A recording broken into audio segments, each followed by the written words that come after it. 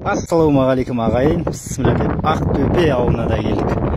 Ақтөбе ауылына кіреберіс керемет, теп-тегіс қараңыздар. Столбының өзі дүп-түзу, жарық шамдары толық қамтамасыз етілген. 3-4 жол бойында плакат жарнамалау негізіне мемлекеттік маңызы бар нәрселер қоюға арналған, оюланған керемет. Мынау қарауымша жақын арада сырланған сияқты. Ауыл адамдарының көмегімен керемет.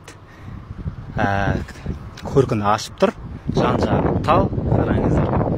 Басқа ауылдардан тым артықтығы да кемдігі де жоқ, керемет. Енді бір нәрсе, мына жерде остановка, аялдама.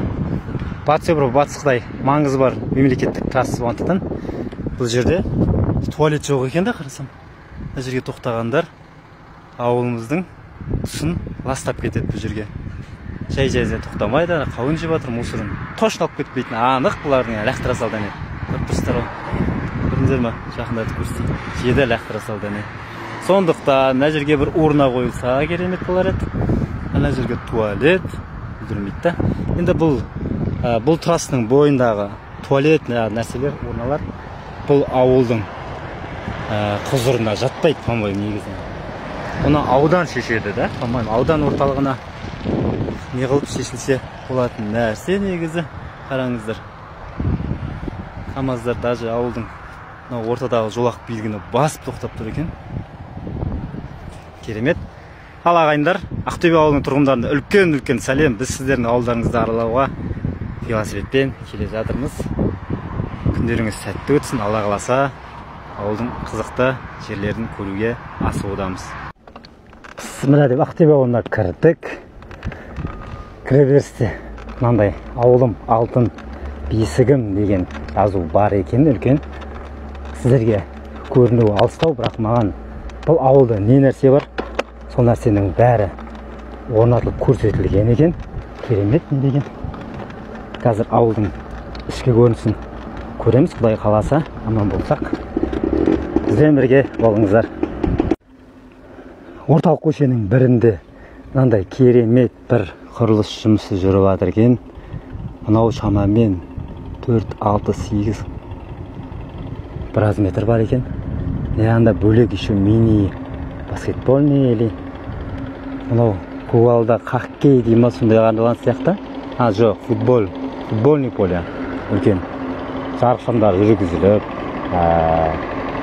сырланған керемет және де құл. Бұл жұмыс толық аяқталмаған көрініп тұр. Керемет.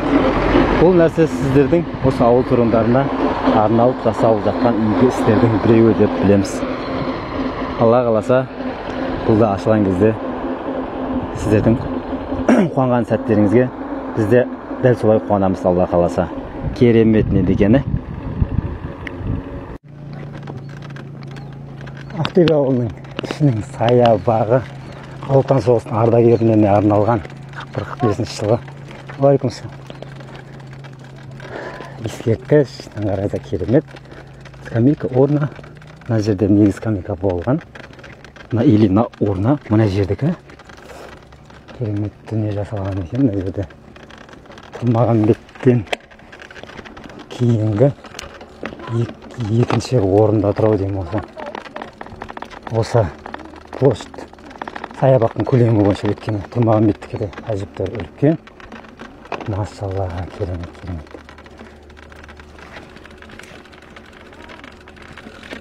Ақтөбе 1965 деген жазуды көзім шалып қалды. Мына жер мектеп бітірген 20 жылдық, 30 жылдық, 40 жылдық жаңағы солардың несі болу керек. Керемет. Қазақша нақышта жасалған, оюланып. Балалар ойнайтын нәрсе құлап қалған екен. Балалар ойнайтын нәрсе құласа да, бұл жерден балалар құламасын деп тілейік. Өйткені әрбір бала өз ата-анасы үшін әрбір бала өзіне қымбат болады. Сондықтан ана жерден кішкентай балаларға ойнамаған дұрыстау. Өйткені наным тағы ашық түсіп қалған екен. Жазатайым бәрі де аяқ астында болуы мүмкін. Сондықтан қорғанған дұрыс. Обеті дұрыс, енді качеля, горкса ойнайтын, балалар ойнайтын. Керемет. Мен қазір сіздерге бір нәрсе көрсетейін. Саябақтың сыртқы беті толықтай қоршалған екен. Бұда да свет барлығы жасалған. Мына жерде сыпырғыштар жатыр екен. Бұл жерде үздіксіз сыпырып отыратын белгілі. Сыпырғыштар арқылмай осы жерден сыпырып қойып ертесіне қайтадан, өйткені тап-таза. Көріп тұрсыздар, ешқандай мусор жоқ. Саябақтың кіреберіс аркасы I love Ақтөбе дейді. Не деген керемет.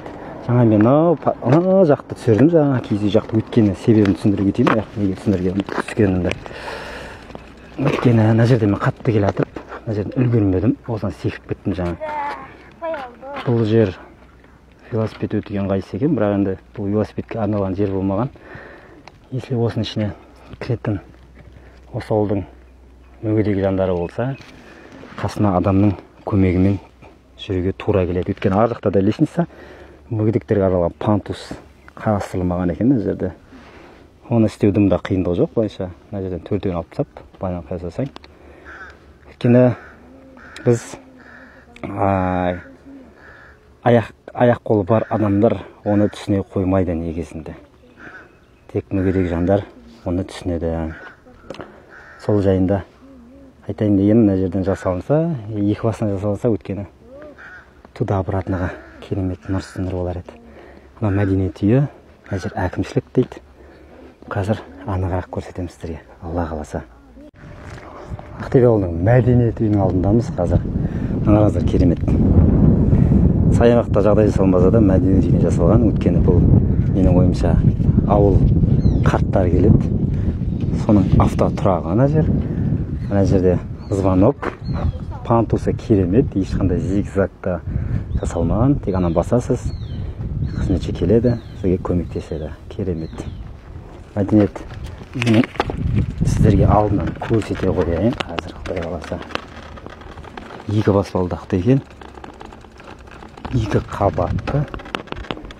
Ауласына керемет талдар егіліп, светі. Түнгі уақытты көре алмадым, әрине, бірақ түнгі уақыт бұдан да керемет болатын сияқты. Киіз үйіміз тұр екен, ана жерде. Мәкеңіздер, мәдениет үйінің сыртқы көрінісі ауылдың. Екі жақта толықтай бір керемет құрылғылар орнатылған екен. Ол жаңа связной ненікі болуы мүмкін. Туымыз желіп тұр. Негізі мен Қармақшы ауданына тулар ойдан жақында келгені, өткені. Мына жерде көріне ма сіздерге? Мына жерде де тұрмаған бет қоңдар әңгіндей этикет кісімен тұр бұл жерде де. Керемет. Не болса да бәрі көк байрағымыздың жаңа болғаны әрине өзімізге дұрыс. Ақтөбе ауылының әкімшілігі, әкімшіліктің дәл қасында орналасқан. Сіздерге айтайын, таң қаласыздар, қазір Танық деген спорт клубы бар екені. Үлкен болмаса шағын болса да әдемі қылып жасалған. Шығасыз, мусор тастайтын орнасы, кәкіштік. Керемет. Қанша Қармақшы ауданының ауылдарын араладым, бұндай нәрсе біреуінен ғана көріп тұрмын. Керемет. Ақтөбе ауылы спорт жағынан спорт клубы және жаңа бағана көрген площадка бірінші тұр екен. Басқа ауылдарда бұнда байқамадым, және алда әлі 3 ауыл бар, 3 ауылдан біреуінен көрінбесе. Бірақ сол ауылға дейін мені қуантып апаратын нәрселердің бірі осы Ақтөбе ауылы. Мынандай осындай дүкен кез келген ауылда болған, бұрындар өткені бұл СССР-дің кезінен, кеңес үкіметінің кезінен қалған нәрсе. Бұны 89-дан жоғарғы жылғы балдар бәрі де білуі тиіс. Бұны білесіздер, кезінде очеретке нанға тұрып, сөйтіп ауладындар алатын. Алдымызда Ақтөбе ауылының медпункті, емханасы. Қараңыздар, керемет қылып жасалған екен, жан-жағы көгалдандырылған, толықтай қоршалған. Бұл естуімше бұл жерде 13 шақты медбике жұмыс жасайды, және бас дәрігер бар бұл ауылда. Акушерка жағын қызметі де бар екен. Сосын бір автокөлікпен қамтамасыз етілген, және аудан орталығына ауыл арасына жүруге шұғыл түрдегі велосипед сондайларға арналған бар екен. Мен де бұл ауылға дейін велосипедпен аралайтын медбикелерді көргем. Оның қасында бұл ауыл шүкір машинамен қамтамасыз етілген екен. Сіздер дымдар ренжімеңіздер, жол жаман болғандықтан мен мындай тоқтап